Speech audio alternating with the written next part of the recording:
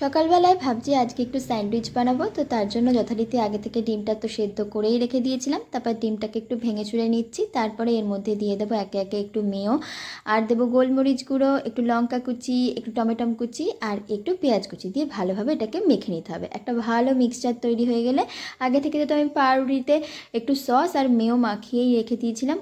তারপরে এই যে পুরটা বানিয়েছি এটাকে দিয়ে দেবো, ভালো করে স্প্রেড করে দেবো যাতে কোনো অংশ ফাঁকা না থাকে। তারপরে আর একটা স্লাইস চাপা দিয়ে ব্যাস, তাহলেই আমাদের এটা মোটামুটি রেডি। এবার স্যান্ডউইচ মেকারের মধ্যে এটা দিয়ে দেবো, আর উপর থেকে দিয়ে দেবো একটু একটু করে বাটার, যাতে জিনিসটা আর কি বেশ ক্রিস্পি ক্রিস্পি হয়, তো তার জন্যই। আর এরকমভাবে 30 থেকে 40 সেকেন্ড রাখতে হবে, তাহলেই একদম সুন্দর একদম ক্রিস্পি স্যান্ডউইচ রেডি। আওয়াজটা শুনলে তোমরা বুঝতে পারবে কতটা কড়কড়ে হয়েছিল। তারপরে এরকম ত্রিভুজের মতো কেটে নিলেই রেডি হয়ে যাবে। আর সত্যি কথা বলতে কি, আমি প্রথমে ভাবিনি যে এতটাও সুন্দর হবে, খেতে খুব সুন্দর হয়েছিল। আজকের ভিডিওটা এই অবধিই থাক, দেখা হবে নতুন ভিডিওতে। টাটা।